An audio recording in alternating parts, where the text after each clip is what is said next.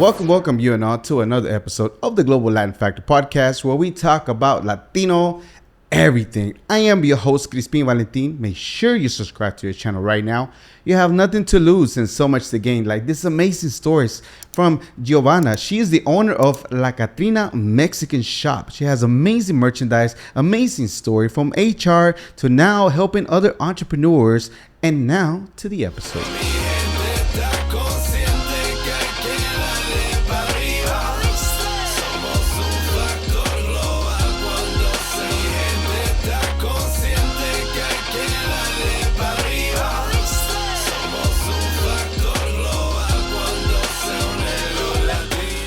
Giovana, hola. Hi. Hola, ¿cómo estás, Crispin? Excellent. Thank you so much for joining me. Thank you so much for being here. I met you, so we were talking earlier.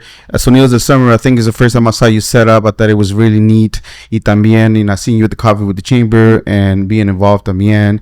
And I thought like it was pretty neat. And we chit-chat a little bit like we always do with a lot of people. And like, okay, un día de estos. And today's the day. Today was the day. Yes. And thank you so much. I'm super honored that you are here también because, again, she lives in Fort Worth, but we record in Dallas. So it's a little bit of a drive for people who don't know. And it feels great for somebody to want to be also también and they take the time. So gracias.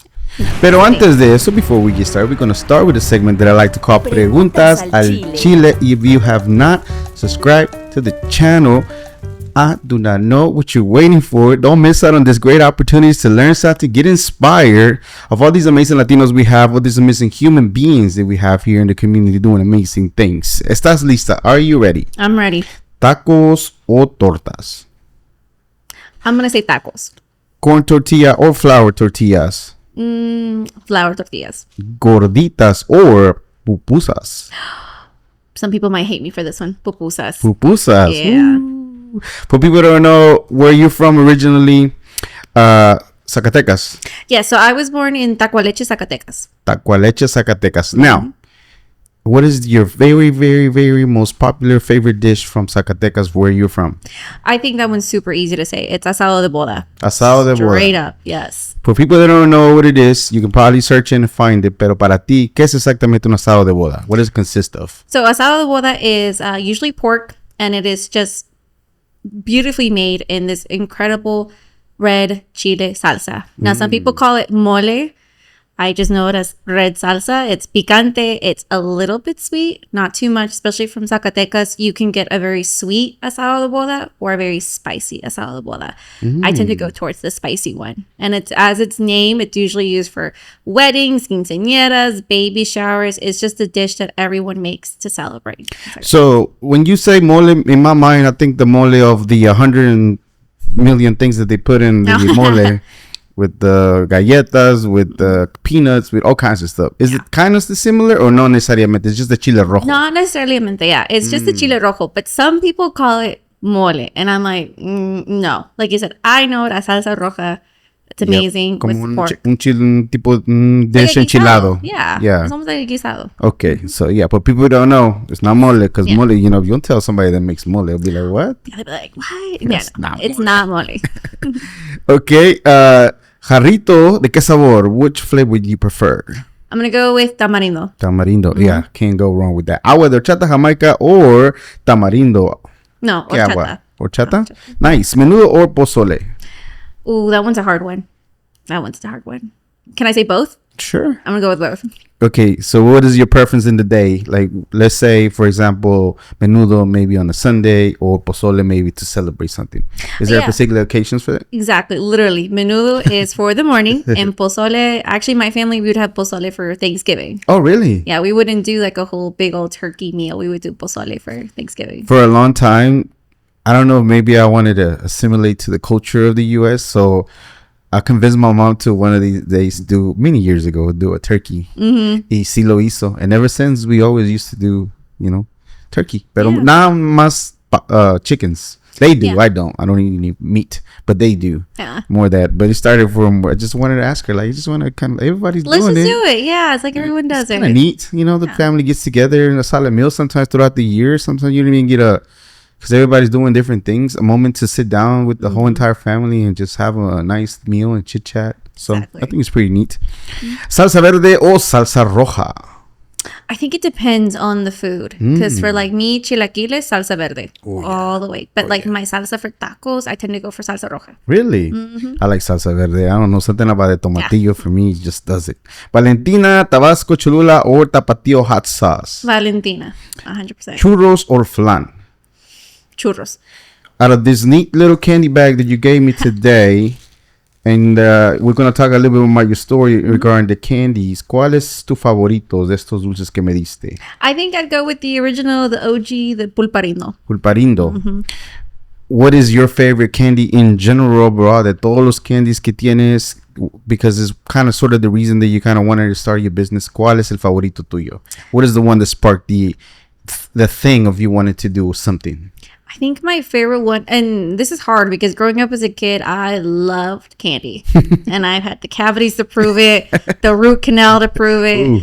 I was a candy girl. And I would say actually bocadín was my favorite candy. What is el bocadín? That's the chocolate wafer. It's like a little green and yellow bar. Yep. It's just plain up chocolate wafer. I think there's like a little bit of peanuts in it. Yep. But that was always my favorite. They always had in the piñatas and in like the little bags to give away at parties. That was always my go-to. Yeah. I like mazapanes. Mazapan, like I love mazapan, but I feel like I get really tired of it because it just kind of gets like stuck in your throat a little bit. Yeah. Kind of like Jamaica too. It's just like if it gets stuck in my throat, that flavor, I just don't like it anymore. Yeah, I got you. Yeah, for me, it's been that. When you hear the word Latino, Latina, what is the very, very first thing that comes to mind to you? Or Latinx, también? I think for me, it's kind of funny. I think my thing is people have a hard time distinguishing whether they're Latino or if they're Mexican or if they're Chicano or if they're like paisa. It's just like, it's one of those words where people get kind of stunned for a moment. Right. And they just don't know how to identify themselves. And usually I kind of go back to where it's like Latinos are all Latin America. And Hispanics are predominantly those who speak Spanish. Right. So that doesn't include like Brazil, who speaks Portuguese. So for me, when I think Latino, Latina, I don't consider myself Latina. I'm Mexican, if that makes sense. Okay, absolutely. So that's always what goes through my mind. It's like, oh yeah, well, I guess you can call me Latina, but like usually I tell people, I prefer Mexicana. Mexicana, absolutely. And that's why I asked the question. It's not like, oh, no, yeah, I need you to do it. You're in the Global Land Factory. You got to be Latino type.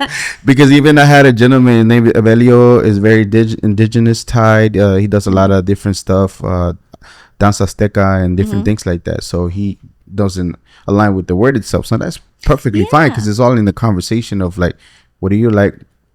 Thank you very much for the explanation. I've done it many times over before as the difference to what this is, what that is, and what other people don't understand what it is. But if it's your preference mexicano, then hey, thank you. Yeah. Yo sería un humano mexicano también. There you go. Yeah, I was born in Mexico. Okay, so for you, let's get started with the interview, or let's say just a conversation, because I have questions, but mostly I just have curiosities of people. So growing up, yes, how old were you when you were in Mexico and still living in Mexico that you remember being over there and the things you used to experience growing up? So I was there until I was 3 years old. Then when I was 3, my parents, they brought me over here when I was a baby. My sister was 5 years old. So I think the last memory I had was actually like her 3 años that we were celebrating down there. And they threw a huge party right outside of our house. My mom had made our matching dresses. And I have like all these like pictures of all of our tias and the piñata. It was like the biggest party in the world. And I was so jealous because I didn't get to have my 3 años in Mexico because we came over here. So we just really didn't have a 3 años for me. And so I was always kind of like, I really wanted one. Like I saw the photos. I remember like, I want one. You remember that small? A few of the little... Just the little details like that. That's crazy. You were, what, 2 years old, 1 year old? I think it was like 1. Wow. Yeah, I just remember like the dress specifically. And then I remember my sister because her eye was swollen because she got bit by a mosquito. So I just remember that. And our house, it's made of concrete over there. So I would throw myself on the ground when I would have tantrums. So I like dislocated my knees. And, ouch, for real? Yeah. Wow. So you were a traviesa. First of all, I'm astonished of the memory you have being so young, because some people don't. Like, I can't remember a lot of things are blocked because I probably did The try to trauma. shoot us and fell down and stuff. Like one time I think I hit myself with a molcajete right in my forehead when I was a little bitty. Of course I can't remember that, but my mom reminds me often. Yeah. Pero like to remember certain things like that, hasta el ojo, man, that's crazy. But that's about it. Yeah. That's the funniest thing too, that I just remember that. And then I remember us being here in Texas. Yeah. In Haltom City. So when you start coming to realization of the things that you are in Haltom City growing up, how does it feel for you growing up a Mexicana? Is there any distinguishment? Can you tell the difference going to school, being at the house, that there's two different worlds going on? Well, I will definitely say I grew up Mexicana, you know, so we spoke Spanish in my house, but I didn't speak Spanish at first. My parents would speak to me in Spanish. I would understand it. Maybe I would say a couple words like servilleta, plato, but I never really like spoke in Spanish. So for me, growing up, it was just kind of normal. I knew I was Mexican. I knew my Mexican roots, my food, you know, I wasn't picky at all. I ate arroz, frijoles. I ate everything. But like growing up in school, like it felt like I was just a normal American child here. Yeah. And it wasn't until I think about high school when I really started to lean into what it was to be Mexicana. You know, I was starting to see my classmates and their ethnicities and then what their traditions were and how they grew up. And I was like, okay, you know, I think I'm lacking a little bit in that. And we would go to Mexico every summer. And I wouldn't speak at all. I was so scared to speak Spanish because you know how they are. They're brutal down there. Oh, yeah. Gosh, they would make fun of me specifically saying, you sound like you learned Spanish in America. And it's like, well, I did. You're not wrong. Yeah, it's like, well, I'm not wrong. I did learn Spanish over here. But yeah, like it was just, I knew I was Mexican. I knew where I was from. I was very proud of who I was, where I was from. And my friends, too, they were really impressed that I was born in Mexico. Because I think about just 2 or 3 of us in my class were born in Mexico. Everyone else had been born over here already. And so that was, yeah, I'm telling you, around middle or high school is when I really started to grow into what it is to be Mexicana. Nice. So in Haltom, in regards to going to school, that's where you went to school and everything? Yes. And nobody kind of sort of saw you different? Again, everything's pretty normal. No. There was no like racism per se, or because you were Mexicana. Yeah. Was there a lot more Mexicanos too as well? Oh my gosh, yes. Because in the Haltom, when I went to Haltom High School, that was when Birdville had an open enrollment. So there was a lot of influx of kids from Fort Worth ISD coming in. And I started to see a little bit more of that. And I was like, oh, okay. And people would not make fun of me, but they would be like, you're not Mexican. You don't look Mexican. You don't act Mexican. And I'm like, but I am. You know, that what were they expecting you to act like? What, in their minds, being young, what did they expect you to be acting like to make you a certified Mexicana, I guess you could say? I guess they wanted me eating hot Cheetos all the time for breakfast, you know, and speaking Spanish because I didn't speak Spanish to my friends, you know. So maybe that's what they were referring to, right? I guess so, yeah. In Espanol, you weren't speaking Spanish. There was always, oh no, I thought you were born here. I thought you were born here. And I'm like, no. When people say that, I mean, I know it's just like they're thinking about it, right? They just kind of sort of want clarity. They see that your English is really good. And I don't know, maybe a little bit of ignorance. What does it make you feel whenever they say, I thought you were born here, knowing that you were born in Mexico? I kind of have like an identity crisis, to be very honest. Because I'm telling you, even up till today, there are still people that are like, I thought you were born here. And I was like, no, like, I mean, like, I'm not offended by it, but I guess, like you said, my English is just, it's like, it's normal. Like I've been, like I've grown up here my entire life as I have. And when I switched to Spanish, at least I don't think I have an accent when I speak into Spanish. Yeah. And it's still, I still, not that it hurts, but it's kind of like, I'm so proud to be Mexican and I love it.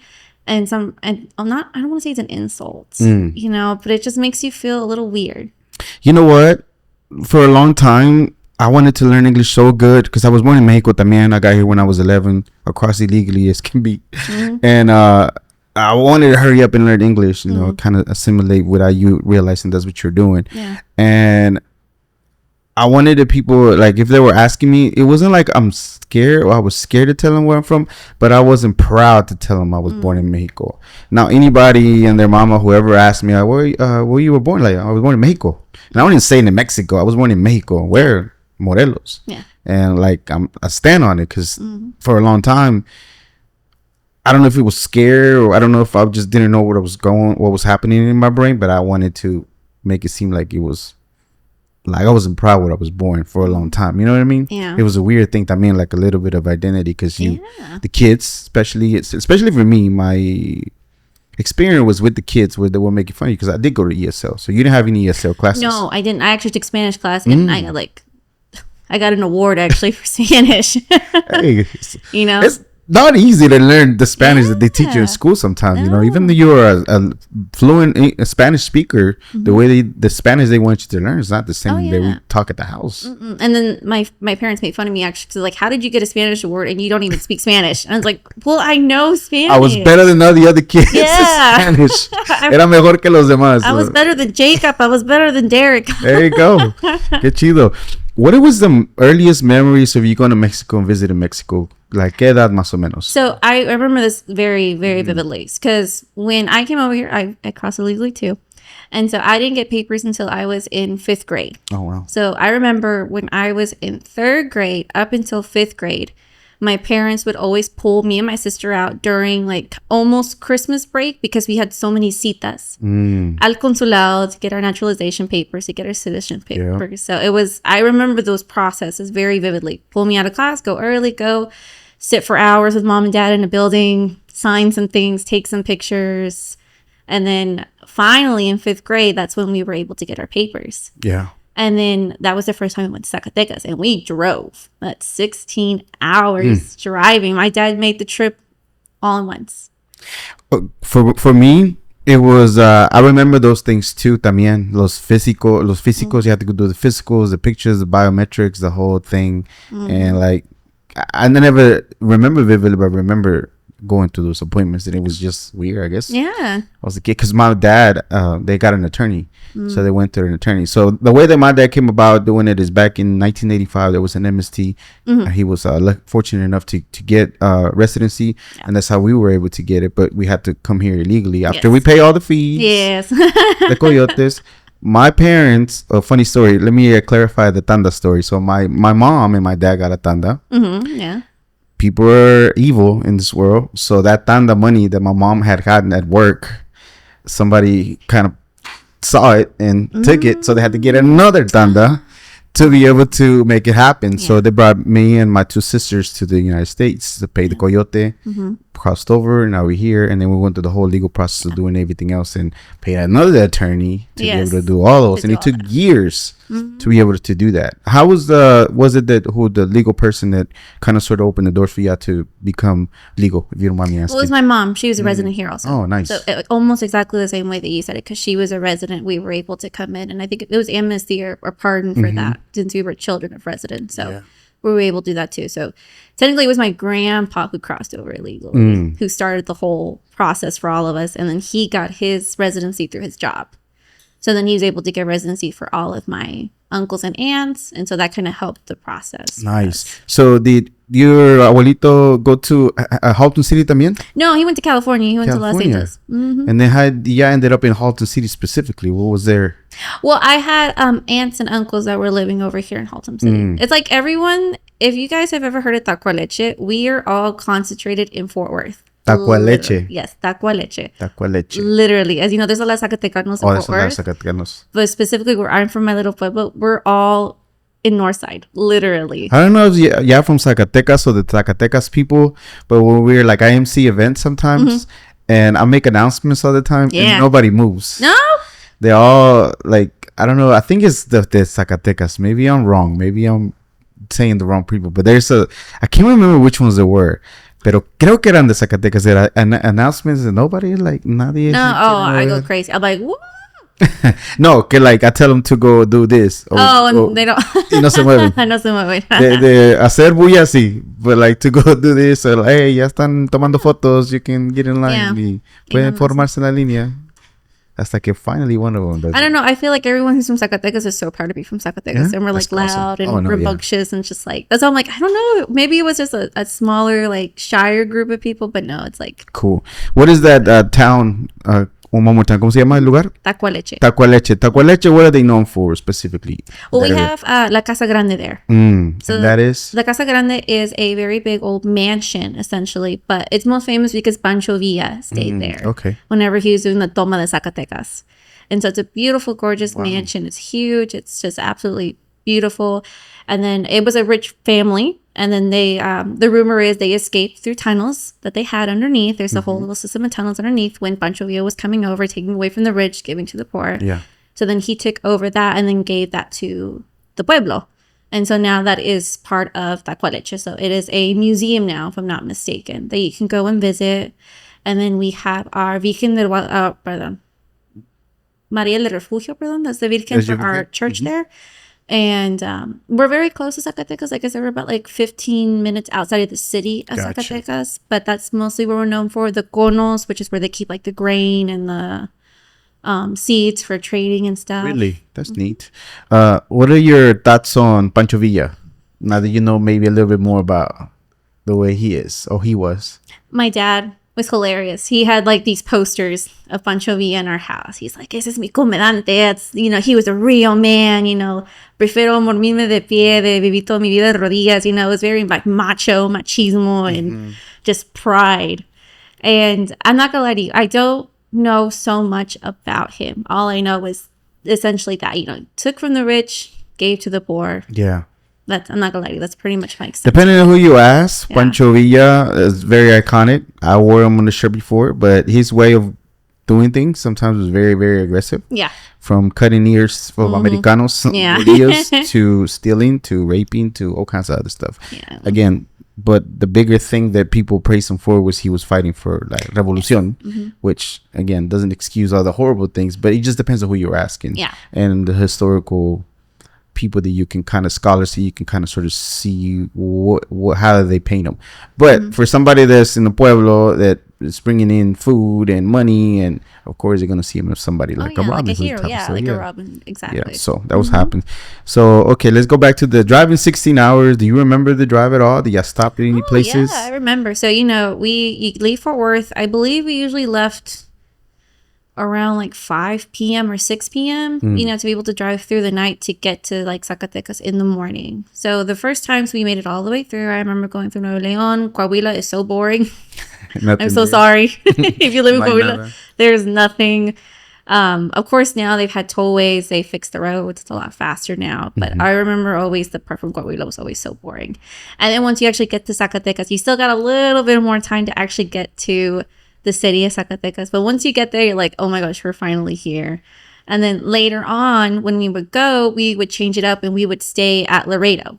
So we would like stay the night in a hotel. And then the next morning we would make our trip through because, you know, my dad would be tired as time would go by. You know, people would say, it's not safe anymore to drive at night, you know. So we would just take some precautions and stay at the border, wake up early the next day, head on through. And like I said before, it was just regular roads. Now they have toll roads, so it's a lot faster too. Yeah, it's it's funny because a lot of Mexicanos used to drive at nighttime all the way to, and Texas is like freaking far to cross. It's like the furthest drive. Yeah, you know? You're like, are we there yet? You're still in Texas. Man, you're still in Texas. It's been 12 hours. You're still in Texas. Still in Texas. Once you arrived, of course, I'm sure your dad was super excited to go visit the first time for many years after being away. Pero tú, how did you feel? It was just like a little adventure as going to Mexico, I guess you could say, or? I was excited because we have a house in Tacualeche, you know, so they left that home. And so I was excited to go back to it. But the first time we went, we're talking about that house has been sitting empty for like 10 years. Wow. Yeah, like 10 years, 12 years. So we couldn't stay there. We had to stay with an uncle. And then we would go during the day and clean. Barriendo todo, oh my gosh. It was just literally just barriendo, and then like all like the arañas, and you're just cleaning up everything. And then by the time we left, the house was fully clean. We were like unpacking some things that we had brought with us. And so it was finally starting to feel like home the first time. But then it was time to go back. So then like, okay, we'll come back again. And we actually ended up going in September again for the Feria de Independencia in Zacatecas. And it was better because, you know, we had already fully cleaned it. So now it's like, okay, now we finally get to stay in this home. And it felt weird. It felt like this is where we used to live. Like I remember it, but I don't remember it. My mom's like, do you remember you fell right there? Do you remember you used to pull up a chair to go see your grandpa? Because my grandparents used to live next door to us. And it was weird. It was surreal. It was different. And it's only a 1 bedroom. you know, a little 1 bedroom, 1 bathroom, little kitchen, little living room. And now it's 2 stories. You know, we've been able to build on it, and we've been able to make it into my parents' like dream home for when they retire. They can stay down there. That's awesome. So it was exciting. Was there a lack of opportunities there that your parents decided to make it to the States, and your grandfather initially, or were you cattle ranchers, were you farmers? Was there anything going on over there that you can sustain a lifestyle? Oh yeah, my dad used to work for Mexicana. Mexicana. That was, for the airline Mexicana. Yeah. It was a great job. Like, you know, it was just, I think him and my mother were just, okay, well, what do we want? You know, do we want our children to grow up here? Do we want to stay here? We have an opportunity to go. Like, should we at least go? And the plan was, and I think everyone's parents' plan is, a few years. We're going to go for a few years. We're going to, you know, make some money, and then we're going to come back. Nah. And it never happened. My dad initially said he was going to be here for 2-3 years. 30, 40 years later. Yeah, 40 years later. So I think he's not going back. Yeah, they're just not, you know, and that's okay. Lifestyle is so easy. Like life in general here is bien fácil. As challenging as you might sound like it is, it's not. Todo está ahí, las tiendas están ahí, tienen todo. You don't have, everybody pretty much drives. Exactly. Hay leyes, hay things, trabajo. So, you know, no falta. So I wouldn't say there was like necessarily like urgency or we had to go. I think it was just, what do we want to do? So it's a possibility it could have been y'all. How many kids are y'all? It's just me and my sister. So for y'all, it's like, a lo mejor hay más oportunidades para ellas si estamos aquí. Nice.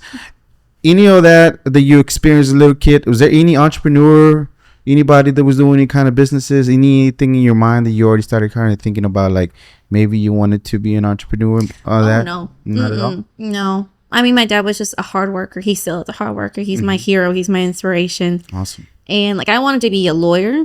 I wanted to be in criminology. I wanted to be a pathologist. I wanted to have like a job. Like entrepreneurship was literally brand new to me. Like, I've only been doing this for 3 years. And literally, it's only been in my mind for 3 years. And I'm really actually happy that I did it. But no, my career was way different. I did 5 years in human resources before this. Wow. You know, it wasn't something that I'm like, I've been dreaming of my whole life. My dad, like, he had steady jobs throughout it, but he was always such a great, like, salesman and a great, like, worker, just leadership, discipline, integrity. And he was kind of the one that got me into entrepreneurship because he used to work for Dr. Pepper. He used to be their Hispanic market manager. Nice. And then Keurig bought Dr. Pepper literally right when COVID was about to happen. And so they kind of got rid of his position and they're like, do you want to stay? Or like, do you want to go? You know, they weren't like firing him, but it was like, it's up to you. And my dad's like, you know what? No, like I want to go. Like, I've been building relationships with these companies, with these restaurants, with these carnicerias. Like, I'm going to do my own thing. And literally right when COVID happened, he started doing his own distribution. And he was doing cleaning products, cleaning supplies from Mexico. Oh, wow. So he was busy during COVID. He was left and right. You know, they want bleach, they want cleaning supplies. He was just going around. And he saw that there was an opportunity with smaller Hispanic businesses that were being a little neglected by big companies like Dr. Pepper. You know, Dr. Pepper wants American Airlines. They want Dallas Cowboys. They want accounts like that. They don't want a little carniceria that's on the north side that's only going to buy 3 12-packs into like 2 liters. So my dad saw like that opportunity. And then I slowly started seeing him, you know, working. He bought a van, trucks. He has a warehouse. He's slowly doing his thing. And then he slowly started incorporating me into it because he was like, I need your help with this. I need your help with photos. I need your help with a website. I need your help with like making a business card. And I'm like, okay. And slowly starting in the back of my mind, you know, I'm like, one day I'm going to have to help my dad. One day I'm going to have to take over. One day I'm going to have to do this. And so the day kind of finally came when I was in human resources. And I was like, you know what? I think it's time for me to go and help my dad. But it was always help my dad. Help my dad take over, help him in whatever direction he wants to go into. And literally, La Catrina was never in my head. It was never something that was like, I want to do this. It just kind of happened because he had a warehouse in Northside, right there on Long Avenue. And by Long and 35, he had a warehouse. They were getting a new owner. They were looking to lease it to someone else. So my dad's like, okay, so we're going to have to move locations. And that's when a friend of ours who did our wrapping J&A signs, he was like, hey, like I'm moving my offices to Ridgmar Mall. They want tenants. They're looking for people. They're desperate. Like the rent is cheap. Why don't you check it out? I know you need a new warehouse. And then that's when we went and we walked it. And if you guys don't know Ridgmar Mall, it's very dead. It's very quiet. It's very empty. And when we looked at it, we're like, there's not even a candy store in here. There's not even any kind of like store, like a regular basic, like dulceria, nothing. And that's when my dad kind of got the idea. He's like, why don't we open up a candy store? And I'm like, well, okay, well, it's yours. You know, I'll help you. I'll work it. I'll be your employee. I'll staff it for you. I'll be here. And that's how it kind of started. And then my dad was like, no, like I need to focus more on wholesale distribution. You should do this. And I'm like, okay, I don't know what I'm doing, but let's do it. And we started off with candy, with dulces, a dulceria. And I was like, I want more. I want to build a store that I would have loved going to when I was younger. When I was here in Haltom and there was nothing like this here. I want to see like fun stickers that represent my childhood, my like growing up, my traditions. I want to see fun, cute knickknacks, trinkets, clothing. Like I want to find a store that's just like, it's me. And so I slowly started incorporating things. And I'm an artist too. So I draw, I paint, I do graphic designing. My mom's taught me how to embroider, how to sew. Like we're literally a jack of all trades. We do a lot of the stuff in-house. And so we just kind of started experimenting with things. And slowly the candy just kind of kept pushing aside. And the candy sustained us for a while. You know, it was people came that bought candy, piñatas, but then they wanted more. They're like, oh, do you have like these like barro cups for a birthday? Or I'm looking for gifts. Do you have this for a party? Or I want like a card for my friend. So people kind of told me what they wanted, what they were looking for. So the demand started just happening naturally, that people were asking for this product or that product. Yeah. And then I think they were like stores like mine exist a lot in San Antonio. And so people would say, oh, because I saw this store in San Antonio, they had it. Or I saw this other store that had it. Like in California, there's a big one over there too. And so they started, just giving me the ideas, what they wanted to see, what they were looking for. And I'm like, okay, I'll take it and I'll run with it. Okay. Let's backtrack just a bit and we'll pick up here in a second before we start talking a little bit deeper into the... Thank you, by the way. I know you're eager to talk about it and it's a passion of yours, so it's only obvious. So I'm never going to stop you. I am my father's daughter. I go. Pero antes de eso, like going to high school, realizing that you're Mexicana, were you already thinking of... I know you had a bunch of fields that you wanted to get into. Was there anything specific that you wanted to go to school and went to school for? Well, I graduated top 3% of my class. So I was able to go. I was automatically accepted to any Texas university. But money's tight, as you know. Claro. So I ended up going to TCC just to get my basics. And then from TCC, I went to Texas Wesleyan University. And that's where I was going in with criminal justice at first. And then I ended up changing my major to marketing. Yes, because it was easier. It was a time where I was like, okay, I'm going to be in college for 4 years was my goal. I was like, do I really want to do criminology? Like, what is it that I want to do with criminology?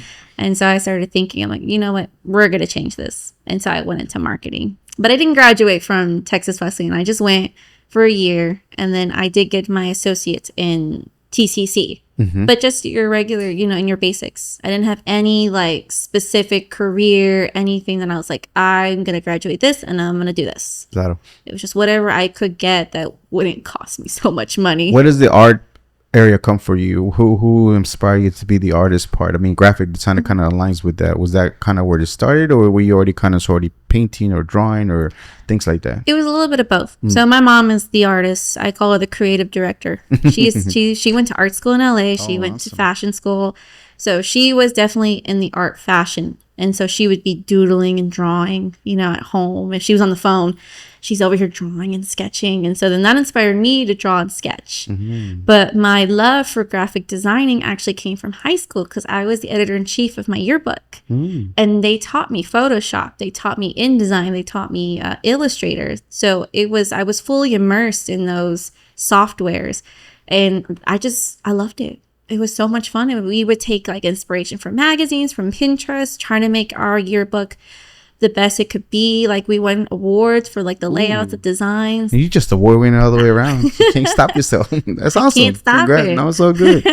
Hey, you're gonna do it right and all the way to the top. Why do it? You know what I mean? Yeah, and it was incredible because it was part photojournalism and photography. So I got to mix my passions and my interests together, and it just kind of all naturally just kind of came together with the art, with the drawing, with the graphic designing, and just creating some like digital art and regular art. Claro. So you graduated for your associates. Did you go into the work field already, or did you continue school to get more further education? Yeah. So once I graduated high school, I was working retail. I worked for James Avery. I worked for Francesca's. I worked for Dillard's. And then that was when I actually got fired. Dillard's. I didn't sell enough. Happens. It happens. And so I was looking for a job, and that's kind of where my dad's connections came in, and I started working at Canales Furniture. Oh, wow. Yeah, Canales. My dad was kind of like working with them because he was for Dr. Pepper, Hispanic market manager, Canales. They were big in the community, and they were looking for someone to help Nelly, who was my boss. She was in charge of human resources. And so I was her assistant, and then I just kind of like slowly went up the ranks, again, with no human resource experience at all, no human resource degree, nothing. So they really took me in. Like, she taught me, like, hey, we're going to do this. This is what, what's it called? OSHA's about. This is employee safety. This is payroll. This is benefits. This is hiring. This is firing. Wow. Having those like difficult conversations, keeping everything in order, but also working for Canales. It's a family-owned business.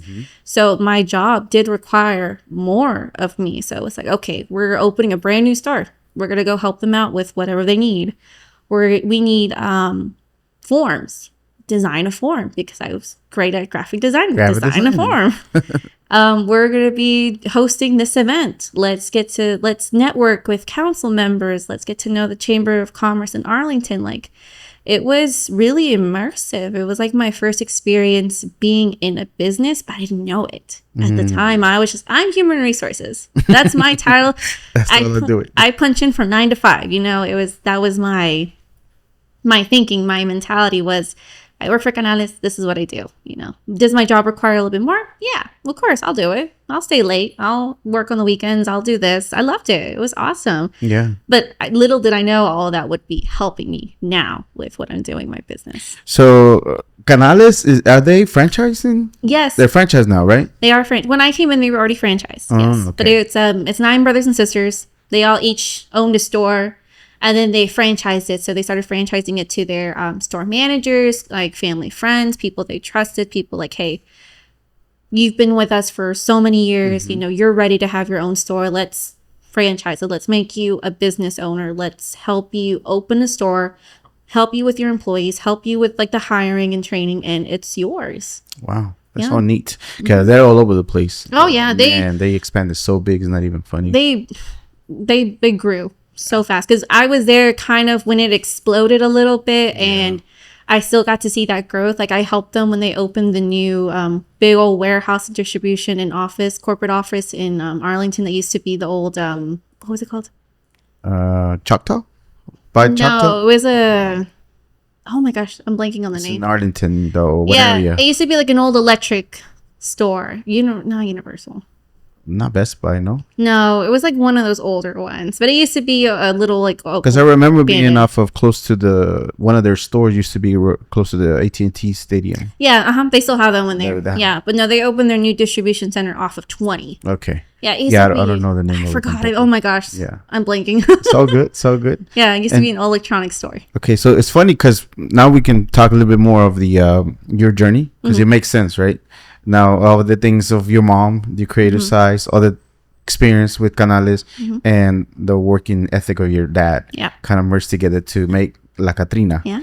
La Catrina. Tell me about the name. Of course, it has a lot of meaning if you know the history behind it. Pero ¿por qué?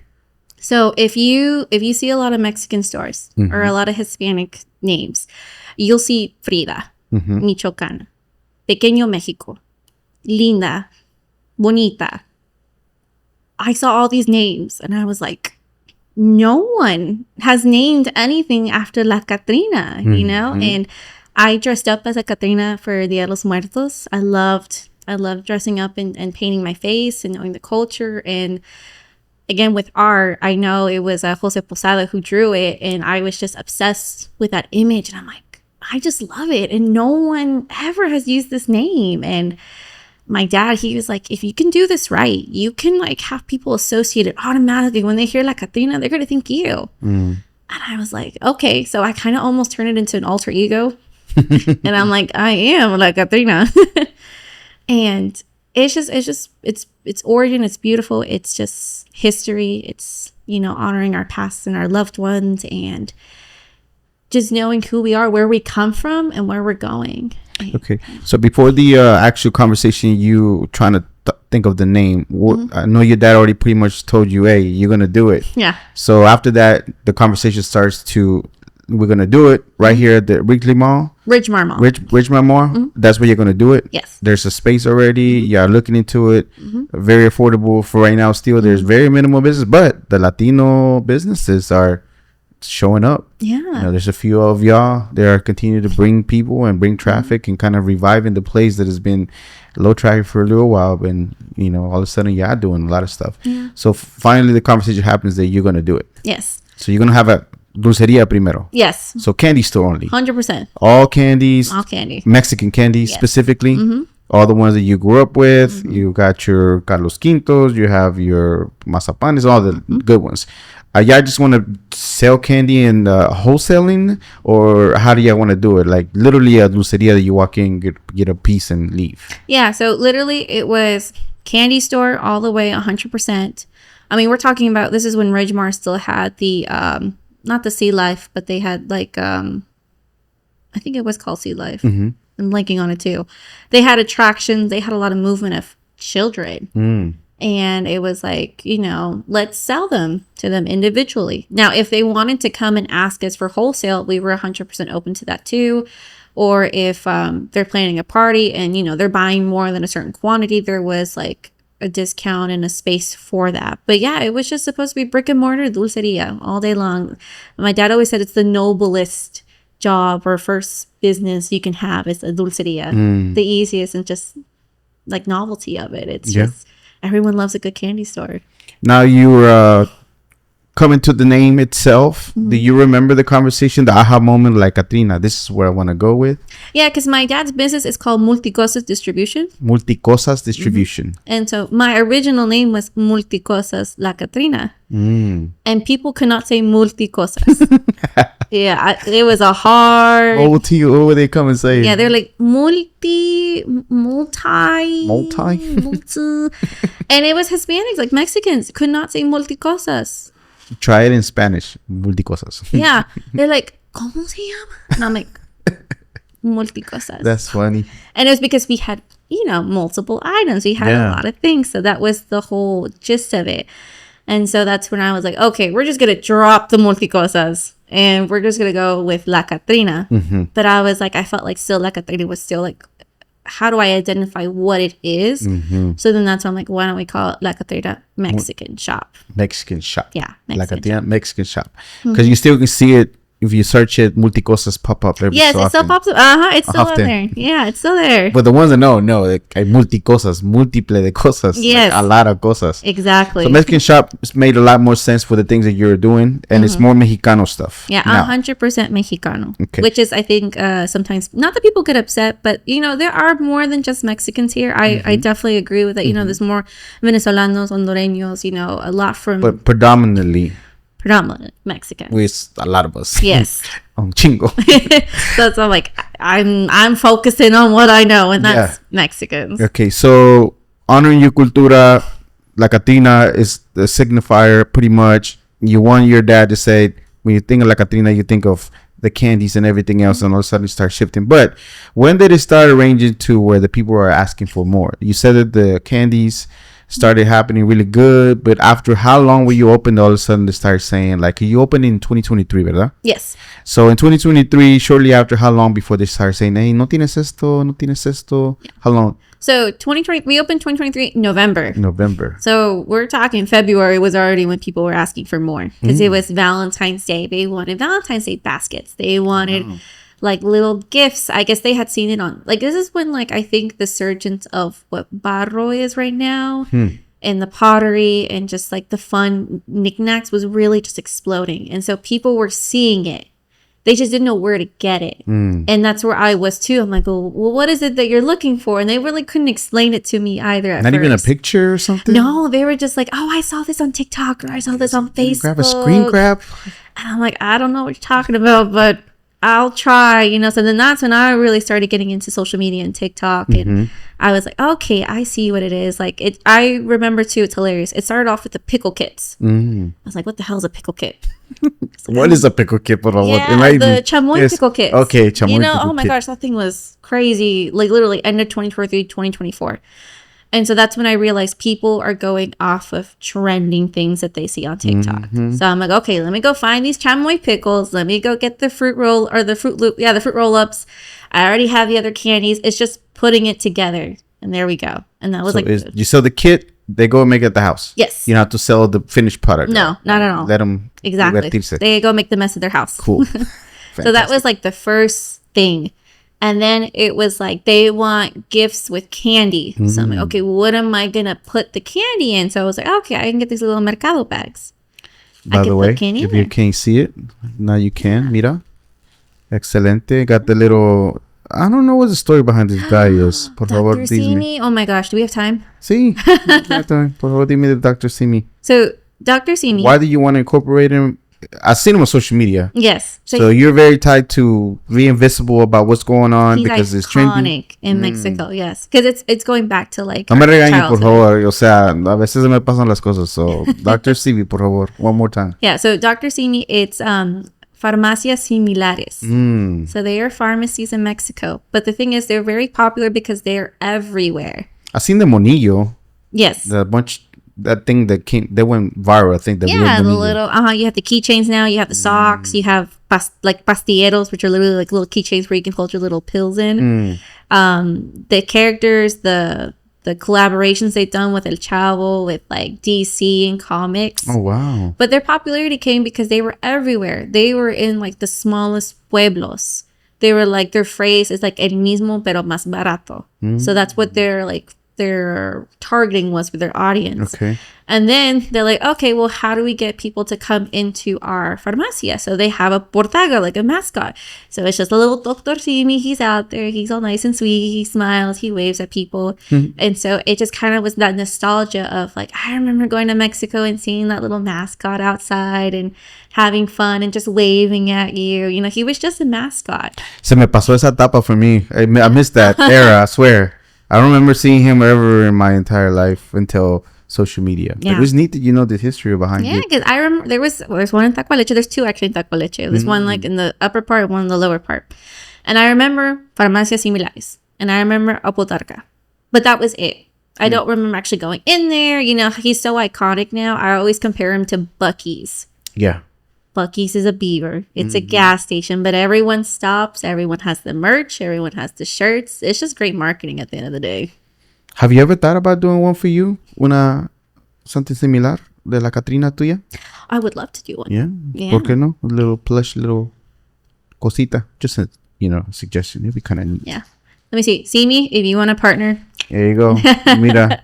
So this is, and then you get your little baskets.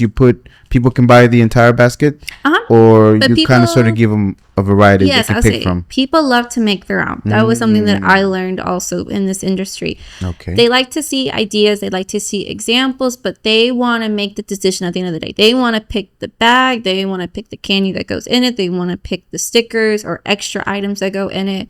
They want to be in control of making the basket. But they want help too. So they want examples there.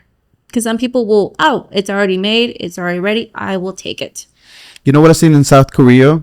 you get your little tray, and they got a bunch of those patches. And you kind of go shopping for your patches, and then you take it to the man, and he patches your bag or your whatever. Yeah, customization, personalization. So it's kind of like the same idea on the bag. You get your little bag, and you go pick this stuff up, and you just charge them a fee for. Yeah, it's usually like, for example, it's usually like $20, as much candy as you can fill in there, and then Have you seen some out of control ones?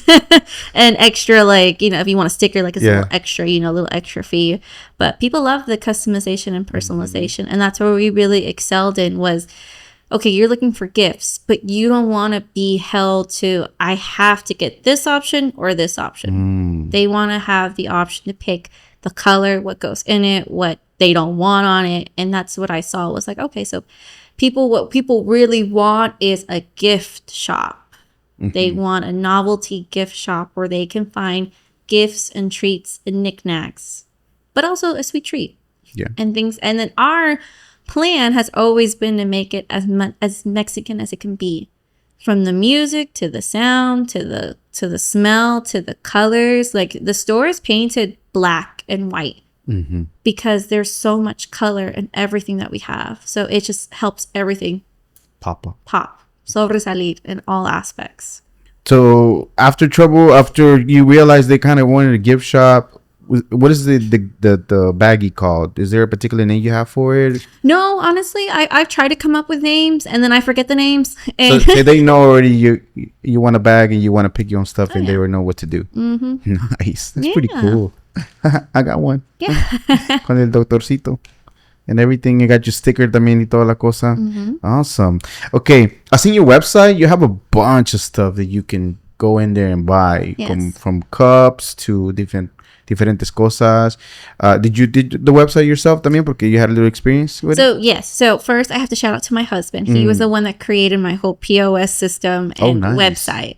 But the designing aspect was myself. Yes. He kind of taught me. He's like, okay, this is WordPress. This is WooCommerce. They work together. This is your hosting site. This is the actual website. This is how you build it. So he did teach me. But then once he taught me, I'm like, okay, I got you. Yeah. What is the biggest thing that your husband helped you? Because the time I met you at Coffee with the Chamber is that you and your husband, you came and introduced yourself. We've seen each other probably passing, but what is the most significant things that he helped you? Of course, the POS, but what other support that maybe he may be an unsung hero. People don't know that he kind of sort of helps you out in the back end. He maybe doesn't, people don't recognize that he's the one also behind it. What are the biggest things he helped you? So website, POS, my whole system. That's huge. If you're a business owner, it's a lot of money just to host it, or even if you're using Square or what's the other one? Toast. Toast. Like, that's a lot of money. And if you have someone that can help you minimize the cost, like, that's amazing. Wow. So my husband's a genius on that side. And he also installed my security cameras, because he does IT, so he does all the installation. He even got my sound system working. I'm like the only store in Ridgmar Mall that has like the speakers, built into the ceiling, connected with a little, transmitter, and it works. I'm a regular store. He's made it really seem professional. When he was helping me opening the store, he wasn't my husband yet. He was my fiance. And he was there painting. He was there like every day with us, cleaning, like rearranging things. Like, no, you should do this. No, how about that? Installing the racks, the first little black racks that we had that were so tiny and so ugly, but they were free. So it's like, why not? Why not? And so he really built what he can be like the backbone of it. So he really is the unsung hero of La Catrina. That's amazing. Did you feel immediately the embracement of the community, that you were already part of the community without realizing, and they're been looking for something like you forever and a day, and all of a sudden now you gave it to them? At first, no. No? At first, no. They were not embracing you. And they didn't know where I was. Okay, that's the problem. They didn't know me. They didn't know who I was. They didn't know where I was. It wasn't until I started doing vendor markets where I really felt the community embraced me. When they were like, you're in Ridgmar Mall? Like, there's things there. Because a lot of our customers are from River Oaks. And in Extension River Oaks, the north side of Fort Worth, like, we're closer to them than the Gran Plaza. And so they started seeing it as like, I don't have to go as far anymore to get my treats, my snacks, my chips, my drinks. I have a closer option. And not only that, like, it's also a gift shop. I can customize, I could personalize.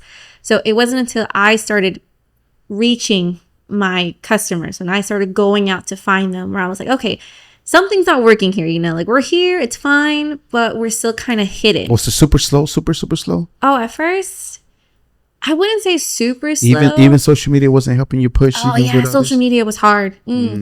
I could say that was hard. That was a really hard time first. We once started with like 0 followers, and it's like you see it grow, but it just wasn't pushing it to the people. And I would pay promotion, and I would Tampoco even paid. Yeah, I would try to follow the trends. I would try to see what is it that the other stores that are like me, that have thousands of followers, are doing, and what can I kind of do to piggyback off of that. And so I started seeing how they were posting. I started seeing what they were posting, and I was mimicking that. But even then, I wasn't getting traffic. I wasn't getting people. I saw you on TikTok. I saw you on Instagram. And it's when I kind of started doing my own thing. I started putting myself in front of the camera. I started showing like, this is what I do. This is who I am. I was like opening up and talking to a camera. Was it strange to you to be able to show your face and be in front of the camera? 100%. I think so why did you feel like it was just not the thing? I think es como mexicanos siempre tenemos ese like, ¿qué van a decir? No, como vergüenza de que like, ay no, es que qué lástima, no, me van a burlar, they're gonna make fun of me. Or also it was like that idea of being humble and not bragging and not like putting yourself out there. Like I know so many Hispanic businesses who hide behind their logo because, it's like, let the logo speak for itself. Like, I don't want to be all presumida y que me creen and like, I'm all this and that. I get that from a lot of businesses. Are scared. And I think that's something as Mexicanos we have. It's like, no lo voy a hacer, tengo vergüenza. Like, I don't want to do that. I want to show off. Like, I just want to like sell my stuff. And that's it. I don't want to become like a dancing monkey. I don't want to become like an actor. So you had a major battle before you ever got in front of the camera. But what made you want to get in front of the camera eventually? I had to. No one else was going to do it for me, If it wasn't me, no one else was going to do it. So I was like, little by little, it started off with just like the voiceovers. You film yourself doing something and then you do the voiceover and you're like, okay. That's good. And then it started like with the lip syncing a little. Like, okay, it wasn't my voice. So I'm not like hearing my voice and cringing. And then slowly talking to the camera, getting comfortable with the camera, and surely enough, you're over here like just whipping your phone out in any situation, and you're just not embarrassed anymore. You're just not scared to do it. But honestly, if I wasn't gonna do it, no one else was gonna do it for me. Yeah, and then the pivot to be out in the markets. When did the idea come to be out in the markets and try the markets out? Well, because it's a brilliant strategy, by the way. Because eventually you kind of sort of like realizing there's a whole freaking mall that has a bunch of stuff and closer to you. Exactly. Like, come see me. It's a new form of marketing that I think a lot of businesses are taking advantage of now. Nice. And I remember I saw my first vendor market. I was going to Artes de la Rosa for an event. ¿Cuál fue? It was Artes de la Rosa? Yeah. The very first one? No, it wasn't Artes de la Rosa, but I was going to Artes de la Rosa. Gotcha. And I don't remember actually who it was. But they had a setup outside, and I'm like, what is this? And I walked over, and I was like, people are selling. And they just like, they kind of huddled around, and I was seeing like cool things, like things that they made, and like jewelry and bookmarks and clothing. And I was like, what is this? I need to look it up. And I'm like, oh, I know who it was. It was Cultura Markets. Cultura Markets. Yes. Mariah. Yes, it was Mariah. And then I took a picture of her banner, and I was like, okay, I'm going to save this for later.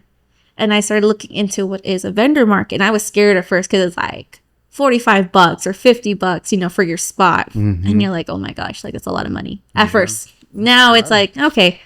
Now it's part of my marketing budget, so I know what I can afford. But at first, it's scary. You're like, okay, because you're going to need to buy a tent. You're going to need tables. You're going to need a chair. You're going to need table covers. Bring your product. How are you going to display your product? Like, that was not in my mind at first. You got to buy more racks and different things. You got to buy setup because it's not just a little booth. You need to make it into a little mini experience, a little mini store. So at first, the first time, all my product was just on the table. Hey, got out there though. I got out there. What was your first market ever? It was at Casa Azul. At Casa Azul with Cultura Markets. It was like not October. I think it was more like, because we're talking about 2024. I think it was like August. That was like the first time. And did you naturally, I know you only have the minimal because you just want to be out there. You got yourself out there. But did you already find that you were immediately in conversation telling people about where you were at and that they can come see you for more? I think that was overkill on my part when I first started doing markets. It was just... You didn't care for selling out there. Like, just go see me over there. Ridgmar Mall. I'm at Ridgmar Mall. Come visit me. That's funny. I realized... It kind of almost turned people away because they were like, oh, I'll go visit her at the mall. And I didn't have any business cards. I didn't have any like signage. It was just word of mouth. And then I kind of wised up a little bit. I'm like, well, if I'm paying money to be here, I might as well sell some things too, So that's where I was like, okay, I need to invest. This is another store. I need to invest in it. I need to make it look nice. I need signage because what's the whole purpose of us being out here too? To sell and to bring customers to the store. Gotcha. So then it was different. It was hard. I've never done like a vendor market style. I had never been out there selling. Actually, the first time I was so tired and so like frustrated that I took a break and I didn't do it again until December. Is that because you were not getting results in both areas, not selling too many, and then they were not coming to see you? Yeah. And then it was like I was out of the store and my mom, she would help me. She's like, okay, you need to come to the store because if you're not going to do this, you need to be here selling because we weren't busy, but at least there were people there. Mm-hmm. So I took a break in December. And then the North Side Navidad, I think that was with the chamber that they set up that one. And I'm like, okay, I'm going to do it one more time. And that's when it really changed. That's when I realized I'm like, okay, there's money in this, there's a future in this if it's done correctly. And I think now, I've almost even mastered vendor markets where I also learned too, because I would bring too much. You're like, oh, I need to bring this, I need to bring that, I need to bring that. And then you're so crowded and people they just overwhelmed with stuff. They just kind of pass by it and you're like, why am I not selling? And it's like, there's just no space for anything on the table. So people just see so many options, they walk away. So then I learned to pull back and not bring so much with me. Just let's focus on a couple things and let's see what works in markets. Taking notes. Okay, I sold stickers today. I sold cups today. I sold dog toys. I didn't sell clothing. I didn't sell this other knickknack. So I'm like, okay, so in this market, I know not to bring those now. I focus on what sells. Okay. And then the incorporation of telling them that you have a bigger operation somewhere else naturally came in conversation también? Yes, because then I started using it as a trust method almost, as in people trusted me more because it wasn't like I was just I don't want to say a bad term, but I was just like this floater traveler that came in and sold and took your money and I never saw you again. Gotcha. I was building a trust with customers to be like, hey, I have a physical location. You can come visit me. You don't have to wait for a vendor market. I have way more in store. That was my leading thing. It's like, this is just a glimpse of what La Catrina is. You want to see the full experience, come to the store. Mm-hmm.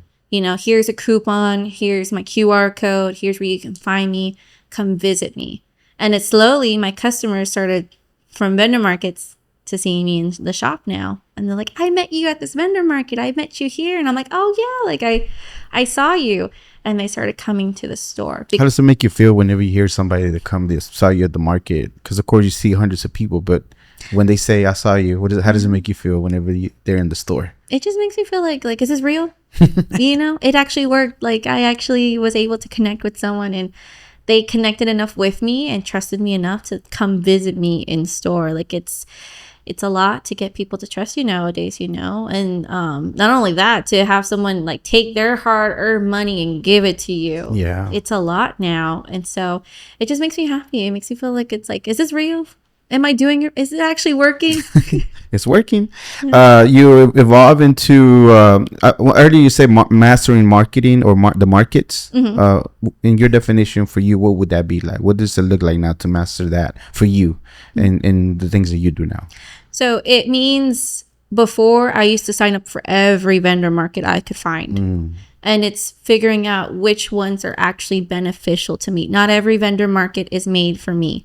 So that was number one, was actually, when I call mastering it, it's like, okay, I don't need to be at every vendor market. I don't need to be in every farmer's market. I need to be at the ones that specifically target my audience. Okay. And then mastering what I'm bringing. Like I said, not to overwhelm the table, to bring very specific items, and to keep track of what is selling and what is not selling, to know what to bring next time. Understanding where I'm going to be, my area, my demographic. If I'm going to be in South Lake, that's a different inventory than what I'm taking to the north side. If I'm going to be at an art function with a school, that's 100% different than what I'm taking to like the marine park. Depending on the themes, depending on the time of year, it's figuring out, okay, this is a Selena themed market. You're going to bring Selena inspired items. You're going to think, okay, these are where the fans are. We're going to bring the bitty bitty bum bum bag. We're going to bring like Selena stickers and earrings, but we're not going to bring the whole Selena section. We just want to bring a little to focus on the event. And also is taking risks also, you can figure out which market you go to, and you can take risks, like, oh, okay, like this is the market. Like for Casa Azul, I did a lot of experimenting there because this is my steady market. I went there once a month. Every third Sunday I was there. So I'm like, okay, this time I'm going to bring dog toys, see how it works. Because there are dogs that go there, parents that have dogs, and they did well.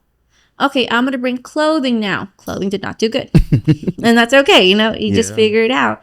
And then that kind of helped me like solidify, okay, this is what my standard market setup is. Nice. And also the one that I like to tell a lot of vendors too is like, don't be scared of a one table setup, because some people are like I said, I need to bring 3 tables. I need to bring the whole setup. I think I've almost mastered the one table setup where it's like I've made more money with one table than I have with 3 tables.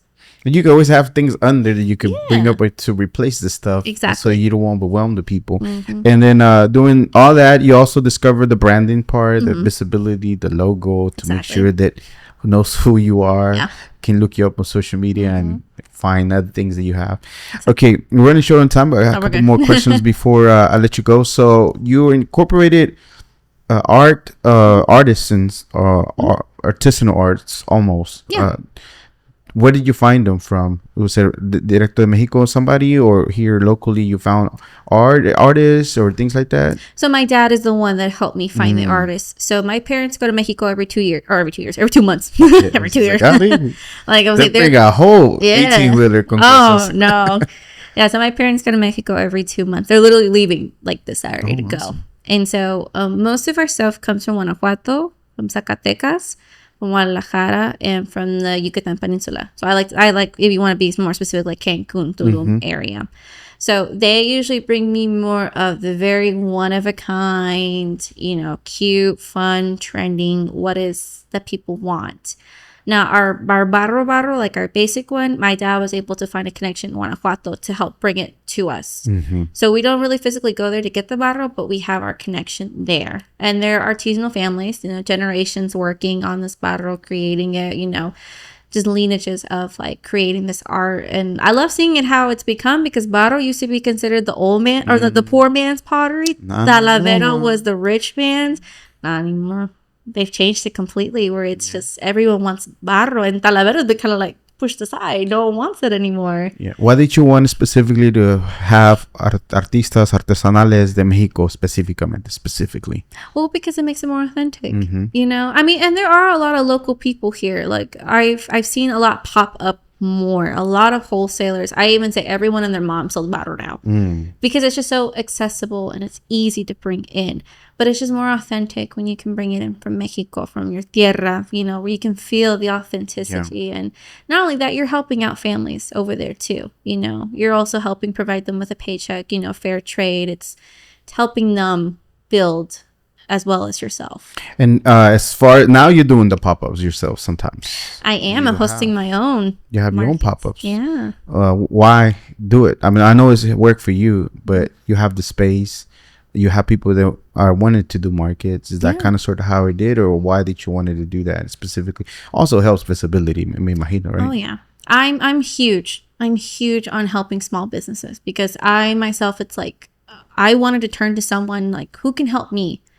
And not to say that there wasn't a lot of people to help with, but it's hard at first. And so you need all the help you can you get. need everything, especially like with markets, they've become so popular and so in demand that there are small businesses that can't get into markets because it's just so overwhelmed and almost a little saturated with each like category. Yeah. So it was trying to find a way to offer other small businesses the opportunity to sell where it's not so overwhelming, where it's a nice, easier, steady environment where they can, experiment, try new things while also not being so cutthroat and so hard on their pockets too. Because look, I'm used to paying now. Like, I'm paying $250 for markets now.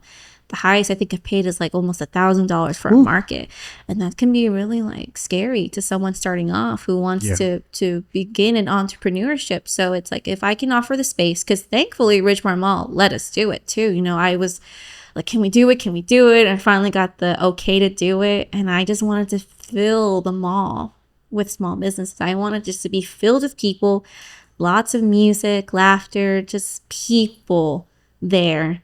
And so it's just been coming this another opportunity for small business to come in and sell. Is this the very first one you had? You had previously before? This is my third one. And when are you going to have the next one coming up? So I'm going to have another one in July. I actually made a little poll. I'm like, should we do another one? And it was overwhelmingly, yes, please, let's do another, especially with it being hot in Texas. People want an indoor market, and the mall may be dead and it may be quiet, but it has air conditioning. July, ¿qué día? I believe we're looking at July 25th. Okay, awesome. Yes.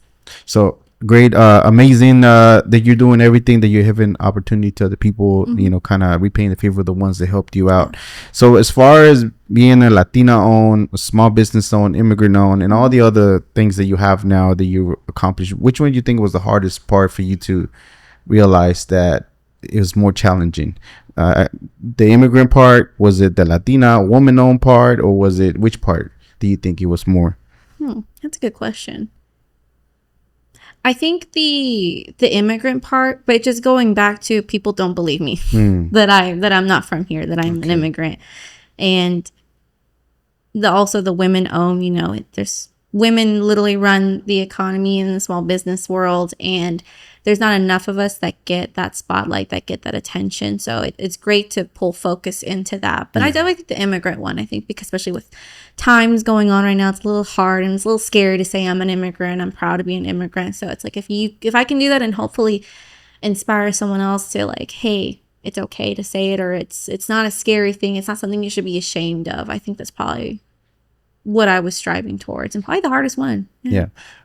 Yeah, I heard it from her. There's a lot more women running the business, small business world, because the podcast kind of reflects that. It's not like on purpose. Like, I don't just want to have ladies here open to everybody, but unfortunately, it seems just like there are a lot of the entrepreneurs that are running to a lot more women out there doing different things. So it kind of reflects also on my episodes that come out. So if you notice, the last few episodes, the last few have been women. Yes. So I have one that's a gentleman coming up, but it's just far in between. Sometimes it's just a lot. Feel like there's a lot more that I run into than guys are sometimes, and even the guys sometimes they don't want to. They ghost me. Es que somos chingonas, la verdad. We can do it all. She said it, not me, pero sí es cierto. I'll back you up on that. When you take yourself back as you were a little girl, you walk into your place, La Catrina. Are you seeing exactly what you're seeing as a little girl as you're walking through the place? And does it take you back as you were a little girl? 100%. And how does it make you feel that you now walking into your own place? 100%. Like, I can see little Giovana walking in and being like, oh, this is my favorite candy. This is my favorite song. This is like the music I heard my abuelita like putting on while she was cleaning. These are the smells that I remember in Mexico, walking into dulcerias over there. So I think I've definitely have made it something where I'm proud of, and I think little Giovana would be super excited to walk in, and I love walking in there every day. It's not like, oh, I gotta go to work. It's like I get to go to my second home. Awesome. Sounds fantastic. Can't wait to visit you. We're gonna go and check you out for sure. Please. I'll pick something up. Before I let you go, once again, all your social media y una vez más the events you have coming up, por favor. Yeah, of course. So you can find us as at La Catrina _MX Shop. We are located inside Ridgmar Mall, which is in Fort Worth. We will be having a vendor market July 25th and more to come because with back to school coming up too, I usually hold a big back to school bash. So we have that. We're constantly having small pop-ups and small businesses come inside our store and setting up. So definitely come by and visit us. Awesome. Saludos one more time. Anybody that helped you, impacted your family, friends, anybody that opened the doors for you to be able to do where you're at currently? Yes. Okay. So I got a lot. So first and foremost, definitely my family, my mom, my dad, my husband, and my sister. They've been that support system for me. Since joining the Chamber of Commerce, Erica, oh my gosh, she is amazing. She's given me tons of opportunities to be able to show my business and what I can do. She really is like, I think the greatest like president for the commerce, like the Chamber of Commerce has had. And then also my BFF Eddie, Mr. Picoso, he has just been phenomenal. He has been the one like supporting me, you know, especially when you're feeling just a little bit down. He's like, you got this, like you're just incredible, you can do this. He really has been like a brand new friend to me, and a lot of love to Eddie. Yeah, Mr. Picoso, been on the podcast here también. He's been with us before. I got a chance to talk to him. Neat story también. What is an important lesson you would tell your younger self doing your business? What is an important lesson that you learn doing the things that you're doing with the store that you would tell your younger self that will help somebody else out? What would that be? I think what I would tell myself is what I've always done, to be very honest. It's just helping others. That was always been huge in my family, always helping others. In Canales, they have an incredible like community relationship. And if you don't have community, if you don't have those relationships, you don't have anything. So it's definitely just continue to support others because they will support you in return. It's just to continue that. Love it. Sometimes throughout my day, my week, or sometimes at random times, I'm not immortal. I am mortal and I will die one day. Not to scare me or terrorize me. I heard it from a gentleman. I thought it was interesting because it's a reality in life, right? We're not here forever. With that, helps me do things, helps me hurry up and do things. With that, I wish you a very long, prosperous life. After everything's said and done, what do you want people to think and feel about your life? That's a deep question. Wow, you hit me with that. A little bit. A lot of people don't get to the end of the podcast to listen to this last question. Damn. Okay. That's great. I don't know. I think it's just that you can do everything. You can do everything and you can do anything. Literally. I know it's been the cliche. You can do anything you put your mind to, but you can really surprise yourself what you can accomplish. You know, when you force yourself to be uncomfortable, to do something that you've never done, and to take that leap of faith, to take that next step, to be like, okay, yes, we'll do it. Yes, we're going to do that. Like it's easier said than done. So I think that's something definitely that I've always liked to reflect on my life, that I've always jumped. I've always taken that step. I've always never been afraid to speak up, never been afraid to ask questions, never been afraid to like do something that maybe might not turn out the way I wanted to. Right. So I think it's just always that I've always been kind of courageous in taking that step, or whatever needs to be done, whether it's showing up for work, whether it's finding a new location, whether it's opening up a store and just seeing how it goes. It's just not living in fear, honestly. I like it.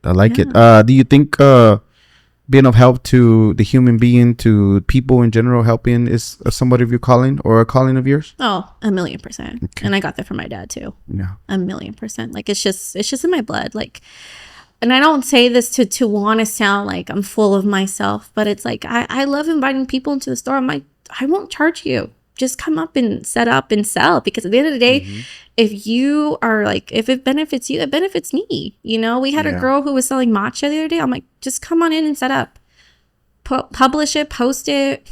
She had so many people come in, you know, at least like 60% of the people that bought from her bought from me, you know, and it was like, I don't need to be greedy. I don't need to be like, I need rent. I need this. I need that. It was like, if I open doors for other people, it helps me. at the end of the day. Yeah, you know? absolutely.